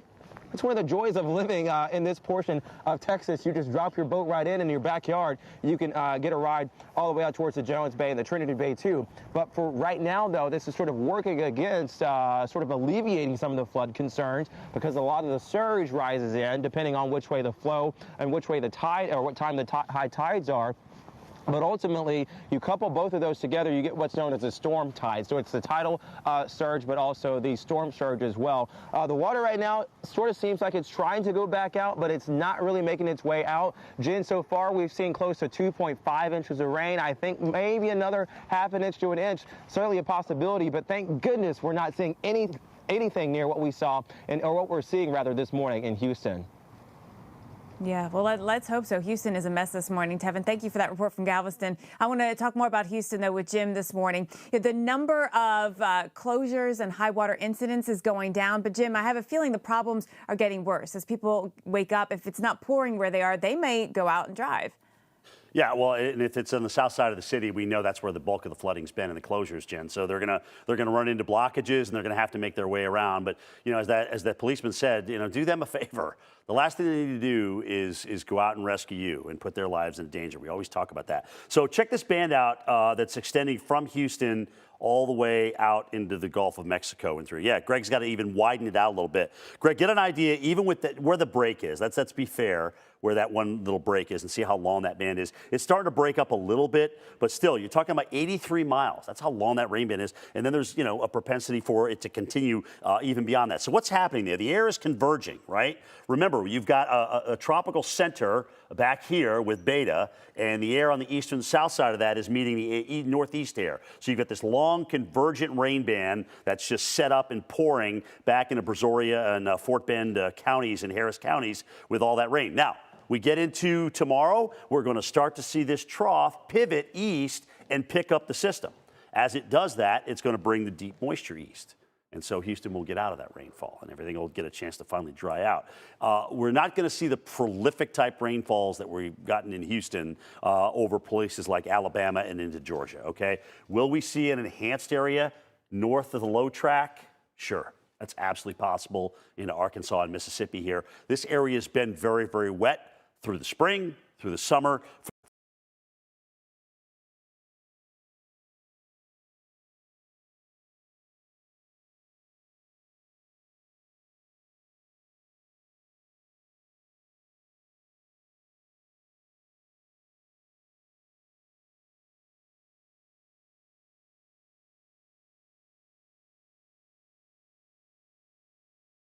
Near Halifax, Nova Scotia, and there's a storm. You see the wind field around it, and that combined with high pressure is giving us a wind that is causing waves and surf along the Atlantic coast. And it's pretty rough out there, all right? Now, waves near Teddy, they're going to climb pretty high, especially out in the wide open. But what are they going to do to the coastal areas? Let's have a look at Hampton Beach, New Hampshire from EarthCam. We do have a coastal flood watch posted into Wednesday evening. And even though Teddy is tropical, it's teaming up with a high pressure that high pressure I was talking about to give us very strong winds. So you'll not only have the waves, what do you think makes the waves and drives the waves? It's the winds, 20, 30 mile an hour, maybe gusting a little higher than that too. So let's have a look at Teddy. Right now, it's taking on extratropical characteristics. You see the wind field really expanding. That's one thing you can look at. It looks more like a nor'easter than it does a hurricane. Look at our tropical storm force winds out now 400 miles from the center. So again, it is starting to expand. But those winds, well, I should say Teddy combined with the high pressure is causing some stronger winds in between. So some of us will be feeling some of those gustier conditions like in Nantucket, areas that are closer to the water. There's less friction and you're obviously closer to the storm. There it is for you coming in as we head into our Wednesday morning into Nova Scotia. But Nantucket, I mean, 40, 50 mile an hour gusts, even as we head into the overnight hours, 20, 30 mile an hour gusts. And it looks like the rain is going to stay mainly offshore, perhaps a few of those showers into Bar Harbor. But Jen, it's mainly going to be the ocean and the wind that is getting a lot of us. Yeah, I mean, like, just think about it. Those clouds that you see out there in Maine today, those are from Teddy. Let's go take a look at who else is dealing with some interesting weather in the Northeast. Hey, you guys, we're about 21 minutes away from the first day of autumn. Temperatures have dropped right on cue, right? We're seeing some frost alerts still in parts of the Appalachians in the Northeast. Temps have sunk down to the freezing mark. Albany, I saw you at 32 degrees again this morning, but really nice this afternoon. Look at all that sunshine out there in Snowshoe, West Virginia. Let's look at the numbers. Now, Albany, we've rebounded to 41. But by the way, the record for today was 31. So we were 1 degree away from tying a record. You know how I feel about that. If it's going to be cold, you might as well be setting a record, right? Here we go with the, I guess all the frost advisories are done for now. We'll keep an eye on tomorrow morning, but I think this pattern change is going to get us. We won't have a frosty morning to start tomorrow. In fact, we start warming up. And by the afternoons, your temperatures are not just going back to average, they are going above average. So Boston, you've been asking, well, is this taste of fall here to stay? Not exactly, and you know better, right? So today will be just a smidge below average, very comfortable actually, 68 degrees. But in my opinion, even more comfortable tomorrow. We're jumping up to 78 degrees and we stay up above about 7 or 8 degrees above average through the rest of the week. The south is getting some of that cooler air as well. Houston, we just had 2 back-to-back days, which are below 80. That's something we haven't done since early May. We're going to see these temperatures running below average, a combination of things, the trough and the fact that we've got the clouds and the rain around keeping us below average there. But the pattern will keep us below average into next week. Another trough builds in, and it really not until October that we see an overall big ridge build back across the country for above average. Steph. It's time now for your morning front lines, and utility crews in Alabama are steadily whittling away at Hurricane Sally power outages. About 12,000 homes and businesses still in the dark. Most of those in Baldwin County, where Sally came ashore 6 days ago as a Category 2.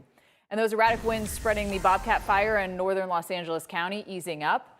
But the blaze still grew by another 3,000 acres Monday. A total of 106,000 acres now charred. Containment actually falling from 15 to 13%, even though we lost those winds. That just tells you how bad it is out there. Evacuation orders posted for thousands in the San Gabriel foothills and desert areas. California's governor says some 23,000 people are out of their home state-wide because of wildfires. And scientists say ice covering the Arctic Ocean reached its low point of the summer on September 15th. The ice sheet shrank 1.4 million square miles. At winter's peak last March, ice covered nearly 6 million square miles. That means nearly 4.5 million square miles of ice. Can you imagine that? 4.5 million square miles of ice melted over the summer. That's enough ice to cover 16 Texases.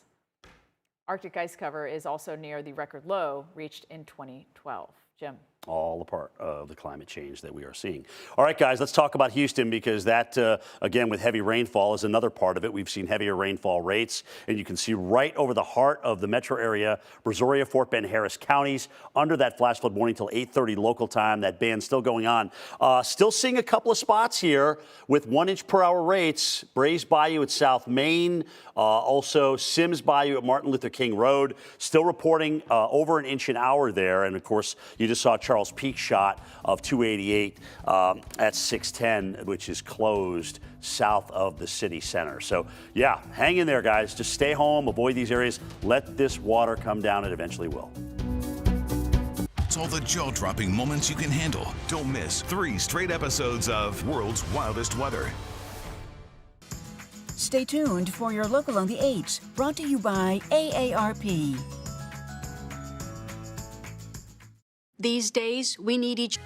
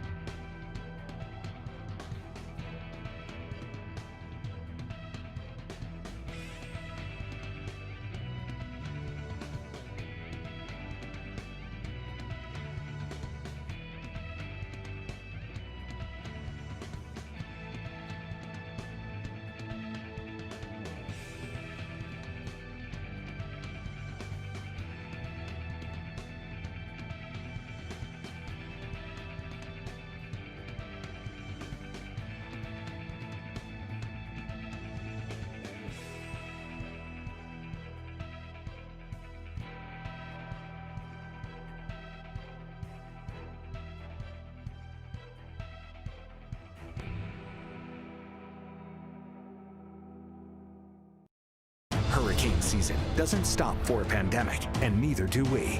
Get the information you need to stay safe every day, right here on the Weather Channel. All right, folks, you're just waking up, you're just heading out the door, but before you head out the door, you have to check out this incredible scene, unfortunate scene, coming out of Houston, Texas. This is I-688 and 610 and 288. It is closed. This is courtesy of Charles Peak. We're showing you some of the high water here on the south side of Houston, so right near Pearland and also all the way over towards Mission Blend and points in between. South Houston seen between 10 and 12 inches of rain overall so far from Beta. A lot of this coming in the last 12 hours or less. So keep in mind when you talk about heavy rainfall falling, those rainfall rates on the order of 1, 2, upwards of 4 inches per hour. We saw that late yesterday, and that just rolled right on into what we're seeing this morning. Welcome back to AMHQ. I'm meteorologist Tevin Wooten. We're live for you just outside of Galveston and Bayou Vista. This neighborhood backs up into the Jones Bay, but look at the water in between some of these homes, these cars and their houses, and perhaps businesses as well. I was just speaking to a neighbor. She said that water is just inches from some of the front steps of homes here in the area. Right around where I'm standing, we're close to about 6 inches of water here, but at its deepest spot, close to 1 to 2 feet of water, Jim, if not more. This is why we say turn around, find an alternate route. It's not just here in Galveston, but of course what we've seen in Houston too. Yeah, so the difference between saltwater flooding surge versus freshwater flooding that's going on in Houston. All right, so here we go. Teddy, way off the eastern seaboard, hundreds of miles off the eastern seaboard of the United States, but still bringing waves and surge along the coast, fueling flooding in Ocean City, Maryland, which is what you're looking at here. Water crossing beaches, submerging streets. Holy smoke, it's been into parking lots, and some of these floodwaters actually inching under patios close to people's homes here. Surge maxing out at 1.4 feet. All right, so let's talk about the coastal flood threat, which when you set up a situation like this where you have a 400-mile wide tropical storm force wind field, big high to the east, helping to direct that flow into Florida, you're going to have coastal flood issues all the way from Florida up into Maine. We've even got a 1-foot storm surge this morning in Eastport, Maine. All right, already. So everyone's seeing some type of water rise with this thing coming in. It's actually kind of amazing when you think about it. High wind warnings out for our friends in Nantucket Island, and there are the coastal flood warnings, all right, especially at the time of high tide. And once you get up in here to Maine, there's a heck of a tidal shift, all right, 12 to 15 feet from low tide to high tide. So you're adding the surge on top of that that's coming from Teddy, and you can see the visible imagery on that. Again, not, trying to, it's best to become extra tropical in through here, but it's still 105-mile-an-hour Category 2 hurricane here. That's the upper end of the scale. It's going to come in as a Cat 1 in northeastern parts of Nova Scotia, head up toward Newfoundland as well, and then eventually winds shifting offshore and through here, which will help bring the water back out. But wow, here's the time of high tides. Be out of the water. Jen, over to you. Yeah. Now, but think about this. You're walking or you're driving through floodwaters and there's no rain in sight. The skies are blue, right? That's what many have experienced in cities right along the East Coast this week. Meteorologist Mike Bettis looks at why this is happening now, and is it a sign of things to come? The images are undeniable from Florida to Massachusetts. Roads are flooding, but there's no active weather. So how can this be? What we're seeing right now is the hurricane that is near Bermuda, but also a very strong high that is in the northeast, and it's the combination of those two systems that's generating an enormous area of strong winds, onshore flow, and very large waves, all of which is driving into the east coast. It's happening now, and it's happening more often. And you don't even need a storm hitting the coast. And climate change, it's definitely contributing. There's no doubt that sea level rise is playing a role here, and one thing that we're seeing is an acceleration of sea level rise. When you look at the rate of sea level rise over the last 20 years, it's 2.5 times higher than it was in the 1900s. So it's not just rising, it's also rising more quickly. Think of it like trying to score during a basketball game. It becomes easier if the floor of the court moves up closer to the hoop. Take, for example, Norfolk, Virginia, and the amount of coastal flood advisories the city is getting. Since 2007, that number has been trending up. Sea level rise combined with any onshore wind means more flooding days. So the median for high tide flooding days across the entire country is 4 right now. But NOAA projects that we'll see between 25 and 75 days by the time we get to the middle of the century. So just 30 years from now, a really big difference in terms of the amount of coastal flooding that we'll see. And some places are already seeing that increase. The National Weather Service in Charleston, South Carolina says the city saw 58 high tide floods in 2019. The U.S. annual high tide flooding frequency is now more than twice that in 2000 due to rising relative sea levels. Now, they rose in 2019 due to record-setting 1.1 feet nationally, and that's relative to 1920 levels. And the key here is that you don't necessarily have to have an extreme weather event to get these flooding issues. It might just happen at exceptionally high tide and low tides. Well, if we look at our forecast going back 20, 30 years, this was the range they gave us for 2020, high and low end. We're on the high end here on 2020. And if we continue to stay on the high end, look at this. By 2021, we could be talking about 8 feet of sea level rise versus 2, which would be on the low end. We'll be back with more. When the leaves come falling down. In September when the leaves come falling down. Thankfully, they're not falling just yet, so we can see the beautiful colors here. Crimson reds, golden ambers are now decorating New England trees. We're seeing patchy colors in far northern parts of Vermont, New Hampshire, Maine. Peak is already here in Minnesota, in the Arrowhead of Minnesota, and high elevations in the Rockies. Welcome back into AMHQ on this Tuesday. Happy fall, everyone. We are counting down 9:31. Let's see, we have 1 minute and 23 seconds until we actually technically hit fall. Let's talk about the temperatures because it's certainly feeling like fall, especially in the Northeast, actually all the way down to the south. We've seen 40s and 50s, even some perhaps upper 30s, and temperatures are starting to rise. These temperatures have been rising, so these are not the lows so far because last hour they were a little bit cooler here. So the temperature's starting to come up, but we were at record or near record for a lot of places this morning, Jim. All right, let's talk about these temperatures because it definitely feels like fall out there. We've got a 32 degrees in the heart of Albany, New York, the capital district this morning, 45 Providence. Look at this, though. Down through Appalachia, we've got some cold temperatures, too. There's that 39 in Blairsville, Georgia. Ooh, man, you got to love that. And yes, all those lakes that you swam at this are cooling down into the 70s from being in the 80s. We're about right on schedule for this average, first freeze, not surprisingly. Today, believe it or not, even though it's cool, remember, we're on the east or the west side of the trough, so that's what builds the high down in here. That's a cool Canadian high. That retreats a little bit. We get the wet weather system, and then into the weekend, we'll have some showers and thunderstorms, but we're not going to really have a big ridge coming up this weekend. We stay pretty nice. All right, let's count it down, Abrams. It's almost time for fall. Whoa. 8, 7, 6, 5, 4, 3, 2, 1. Boom. Happy Here we go. Here we go. Oh, this is beautiful right here. There you go. That is absolutely fantastic. Knowing why you told me to pipe down. Yeah. Because I was like, man, it would be great to have some leaves out here. You said it last time, and it feels like fall. Jen, what do you got? Yeah, Ooh. I went outside. I just got a few leaves. A little leaf bouquet is what I picked. You see, I mean, Look at this. our leaves haven't Abrams changed yet, so I don't have much. These are the dead I just want to know ones. who's going to get to clean all this. I can't even touch my computer right now. She keeps on going. Wait, there's a leaf. Hold on, there's a leaf on my eye. By the way, look at your coffee. Sorry about that. Oh, shit. And by the way, those things you heard knocking around, those Those were pine cones, Jim, so hopefully Oh, none is of that those what hit that you was? on the head. Yeah. Okay, well, the coffee was good. Yeah. All right. Well, let's Happy now. fall, everybody. Happy Seriously. fall, everybody. Welcome. Tis the Wow. season here. Let's show you the latest fall report here. And you see there's just patchy through the northern tier. But, you know, we are getting to the time where we're seeing more and more color here into New England and also into those higher elevations. You know, late September, early October is when things really peak out for us here. And you got to wait all the way until, you know, late October, early November in the south in order to see the leaves change. So what makes them change? Well, if you have a banana, same thing happening to a banana that happens to the leaves. When you buy a banana, it's all, you know, green and whatnot. The green goes away, you get the yellow, and then it turns brown. Leaves do the same thing. So the green is the chlorophyll. And by the way, that yellow in the banana and the color in the leaf is always there, but it's covered up by that green. Once you lose the chlorophyll, due to certain reasons we'll talk about, you get all the beautiful colors.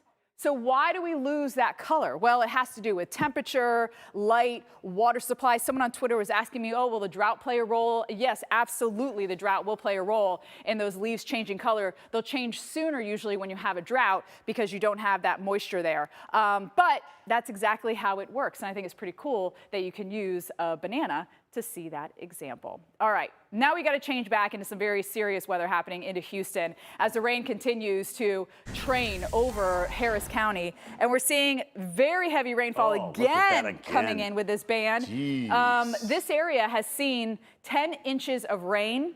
I mean, and that's not even the most of it. We've seen over 12 inches on the south side of town. And So they that's just reissued.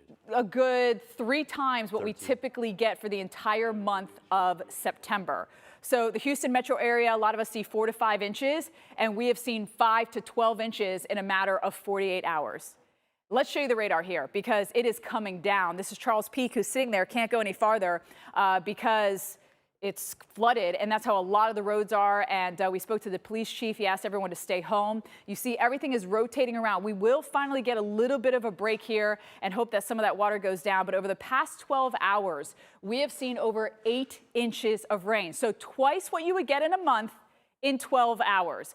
That is why you are seeing tremendous flooding here. Now, look at over down towards Portland. We're up to 13 inches of rain. That is the unfortunate winner when it comes to this.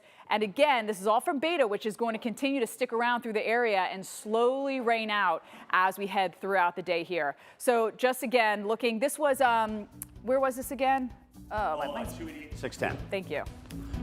Last flood warning. Frisky's World. Look, they're ramping it up with real meat and fish. Now. All right, guys, 288, 610 closed in both directions. This has been about an hour and a half now since this closure, maybe a little bit longer. I've kind of lost track of time here.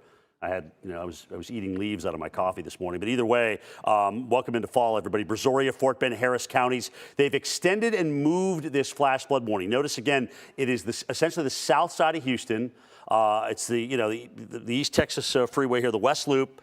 The Sam Houston 288 here, all this area under the gun with rainfall. We've had tremendous rain in the last 12 to 24 hours. And notice this band just kind of keeps regenerating itself. So this now going until 12:30 Central Time. All right, earlier on, 8:30, now they've moved the band to the south and have extended it. Now, that's not to say that we may not get another one on the north side because the rain has increased again there. We just haven't got the heaviest rainfall rates nor the amount of rain that we've gotten on the south side. And you can see now, again, this is just 24 hours. You go over 24 hours, and Pearland now is over 13 inches of rain. So, Jen, as we've been hearing about, and we want everyone to heed the warnings, just avoid travel in this area. I mean, you have to. Yeah, you have to. Honestly, there are some places where there literally is no way around it. You've got the barricades that are up. Don't go around them. You're going to have to find an alternate route, and it might take you, in terms of your travel, a long time to get around sort of those reroutes. All right, we also have rain coming into Louisiana. This has been sitting right offshore. You notice it's not moving that much. Thankfully, it's not moving that much over the Gulf of Mexico, but I am concerned that once this pushes in, we're still not expecting a lot of movement of everything out of the area today. So we stay in it. So what you see is what you get pretty much. much. And for Houston, this is trouble when it comes to more rainfall throughout the day today and tomorrow. We've got about 24 hours at least of some rainfall here for you, some heavy at times. There is a slight chance of severe weather. We have a tropical system that's now pushed inland, but you know, with those outer bands, sometimes you get some brief spin-ups. So we'll keep an eye on that. By far, the heavy rain on the roads is the biggest hazard, the driving hazard. We're going to see this rain continue overnight tonight. This is tomorrow morning at 5 a.m. Look at Lake Charles up towards Shreveport, Alexandria. This is just going to be a mess with some very heavy rain coming down for you. Steph. Well, this has certainly been a year for the history books, from record-breaking hurricane season, which still has 2 months to go, to devastating fires, to a global pandemic. It's been hard for many people to find a bright spot, but one farmer is bringing 2 million rays of sunshine into the world in hopes of making everyone's day better. Scott Thompson joins us from Kenosha County, Wisconsin. You run a strawberry farm, but you have now switched over to sunflowers. Why the switch? Yeah, earlier in this spring, when the pandemic hit, we just thought that, what a cool way to bring happiness and, I guess sunshine to as many people as possible. So, we started doing it and we're like, hey, if we're going to do this, let's go big. And that's when we ended up with over 2 million sunflowers. So what goes into changing over a field from strawberries to this beautiful yellow flower? We actually did pick our strawberries this season. As soon as the strawberry season was done, we plowed up the field and, as soon as we possibly could, got out the planter and just started planting, and we just kept going. And, it was a lot of work. It was a lot more work than we were expected or a typical year. But it's totally been worth it, and we're able to get all these in. And that's why it's a little bit later in the season, why we're still going, is because we actually kind of double crop things. But yeah, it's been just an absolute joy. Okay, so weather obviously plays a huge role when it comes to growing strawberries and also sunflowers. Have this year's conditions affected the growth of your sunflowers or enhanced them perhaps? Yeah, I think we've had some really timely rains. We had some areas, where we didn't have any rain at all. So we're very fortunate. Our last field, the one that I'm standing in right now, we got some really good rains, and it makes for just an amazing bloom. You can get some good moisture out there. And then, this field's about 4 days away from really being at full bloom. And when it does, you can't hardly see any green out there. It's just all yellow. And of course, your plan is actually working because you're drawing people from miles around. But what other beneficial creatures is this bringing in? Oh, it's crazy. I mean, it's just so good for the local bee population. I've just, honeybee galore, and that only helps. We have, strawberries and raspberries, and that only helps to pollinate those. I've never seen so many butterflies on our farm in our whole life. It's like, it's just all sorts of different kinds, and it's a lot of fun. So what do you want people to take away from this massive undertaking? I think I just want people to, come out here and kind of forget about, the realities of the world just for, even if it's just for a couple hours, come out, bring a picnic blanket, just enjoy, kind of being in a rural setting. We're close to some urban areas. And I think it just gives people that chance to kind of get away from the realities of what's going on and just, bring some sunshine back into their life.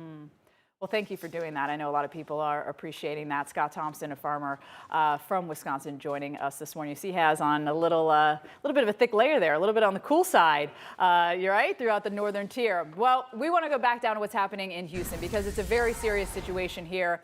And there's the flooding for you. On the highway, you see there's one car. You see some what looks like police lights ahead of that car. Numerous roads have flooded. They have had actually water rescues ongoing here, a flash flood warning because we have all this flooding happening. That is until 12:30 local time. Brazoria, Fort Bend, Harris, which is Houston County, on that south side of town is where we've seen over 13 inches of rain.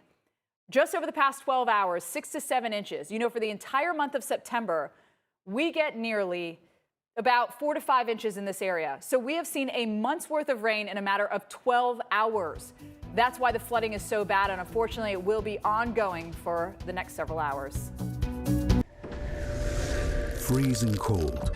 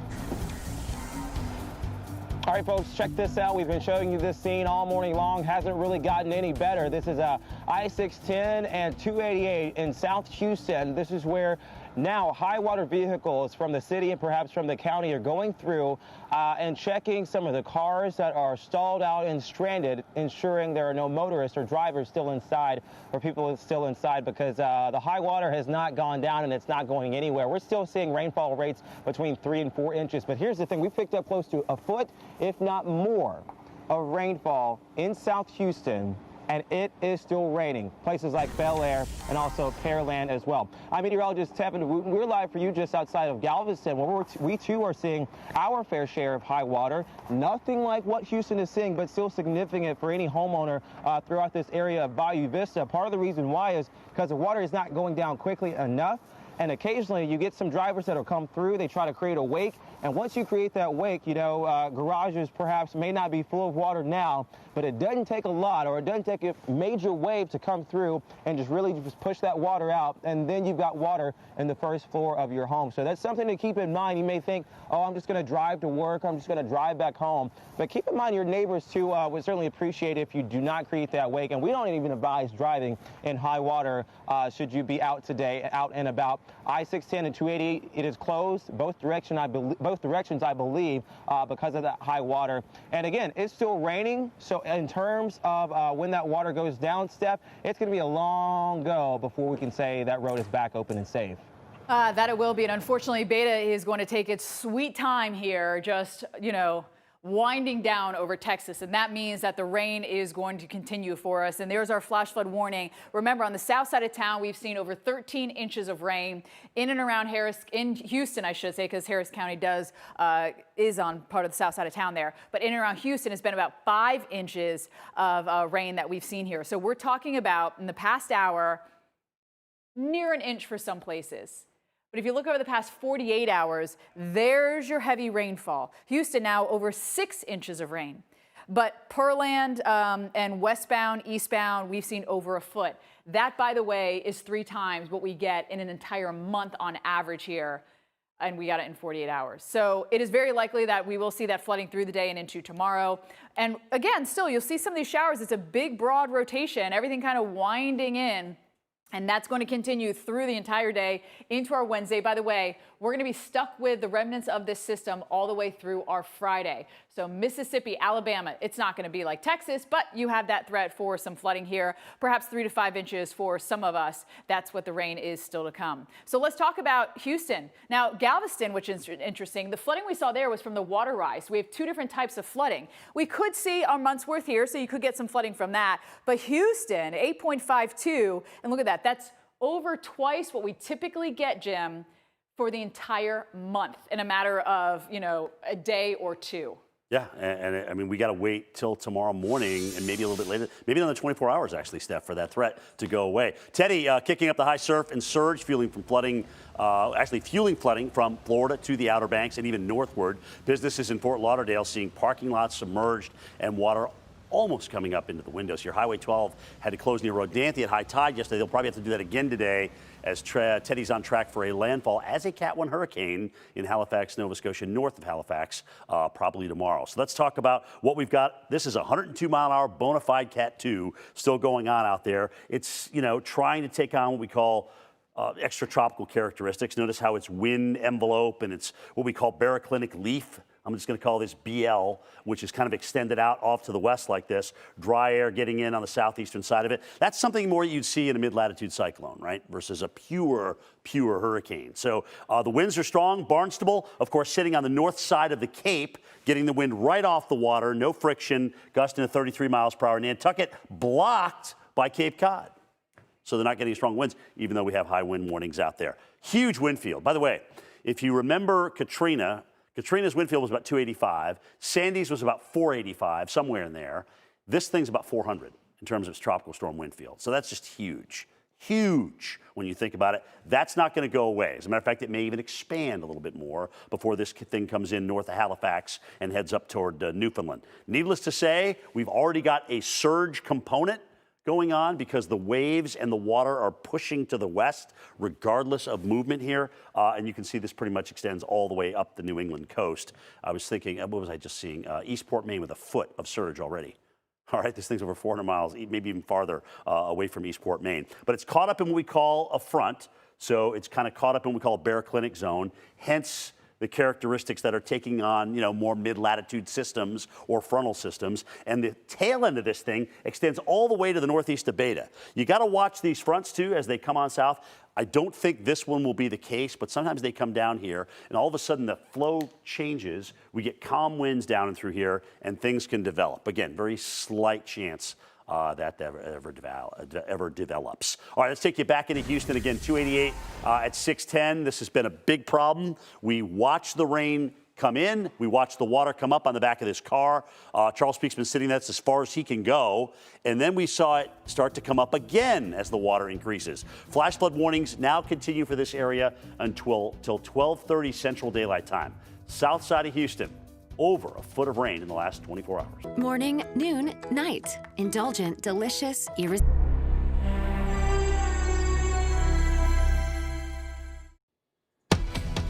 Breaking at this hour, major flash flooding in the Houston metro. This says heavy downpours are moving across the southeastern portions of Texas. These are some live pictures from Highway 288 and I-610.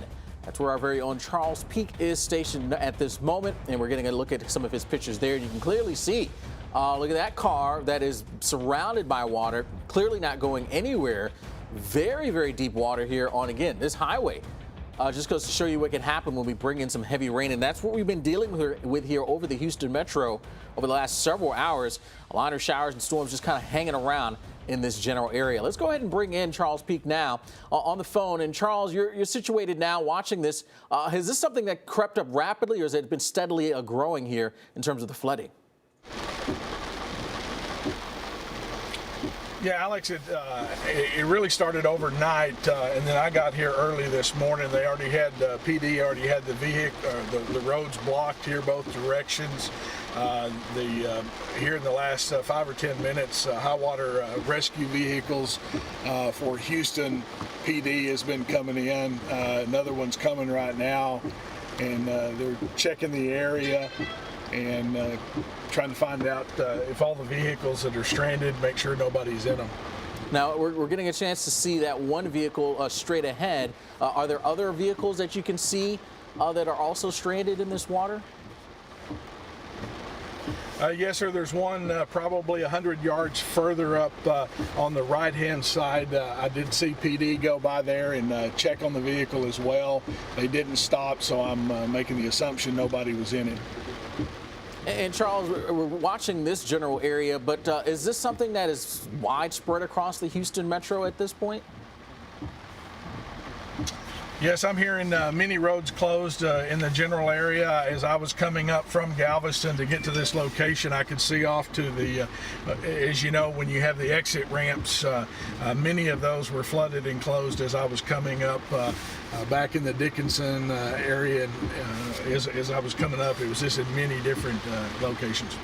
And are we noticing a lot of traffic around at this point, or are people generally staying away and off of these flooded roads?